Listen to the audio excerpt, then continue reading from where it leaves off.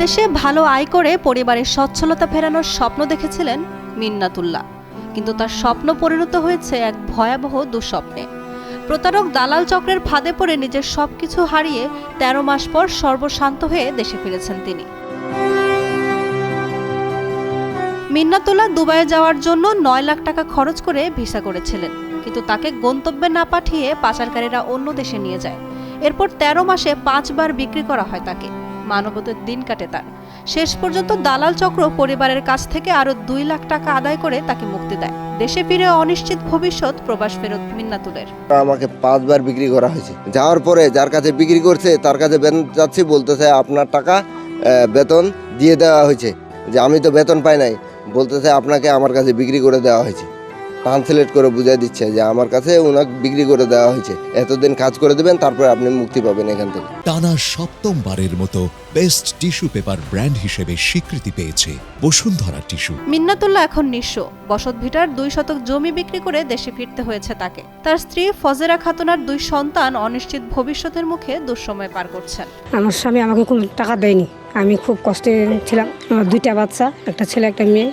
মেয়েটা ক্লাস 5-এ পড়ে আর ছেলেটা ছোট আর কি। বাচ্চাগুলো আমি ভালো জিনিস খাওয়াতে পারিনি, কোনো একটা জিনিস ভালো খাইতে চাইছে বা পড়তে চাইছে, আমি নিয়ে দিতে পারিনি অবস্থায় ছিলাম আর কি।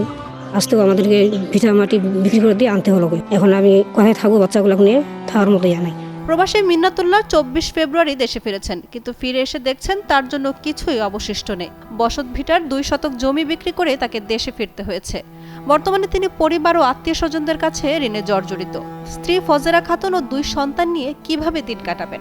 কিভাবে কি করব, ওদের লেখাপড়া করাবো কিভাবে করে, আমাকে আবার জেল খাটতে হবে। আমার কোনো উপায় নেই। প্রবাসী ব্যাংক তো মামলা করে দিবে, ওদের তো সময় ফুরিয়ে আসতেছে।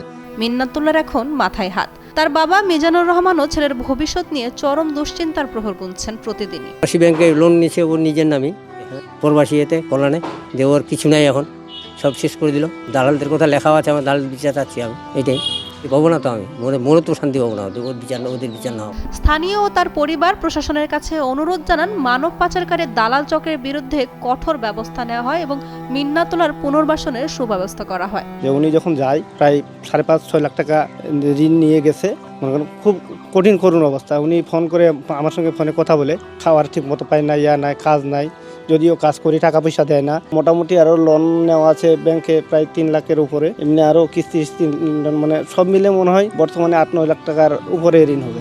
দেশ থেকে মানুষের বিদেশ যাওয়ার স্বপ্ন যেন প্রতারণার জালে ধ্বংস না হয়, সে বিষয়ে আরও কঠোর পদক্ষেপ নেওয়ার দাবি জানাচ্ছেন ভুক্তভোগী পরিবার সহ সচেতন মহল। সরকার ও সংশ্লিষ্ট কর্তৃপক্ষ যদি আরও কঠোর হয়, তাহলে হয়তো ভবিষ্যতে আর কেউ এমন প্রতারণার শিকার হবে না। মিন্নাতুল্লাহর মতো আর কোনো স্বপ্নভঙ্গের গল্প যেন কোনো পরিবারে না ঘটে। এখন সময় এসেছে প্রবাসে মানুষ পাঠানোর নামে এসব দালাল চক্রের প্রতারণা বন্ধে কার্যকর ব্যবস্থা নেওয়া। মূলত এই বিষয়টা জনগণকেই সচেতন হতে হবে। জনগণ সচেতন না হলে বারবার তারা এভাবে প্রতারিত হবে। এই ধরনের সংক্রান্তে যদি কোনো অভিযোগ আমাদের কাছে আসে, আমরা অবশ্যই আইনগত ব্যবস্থা গ্রহণ করব।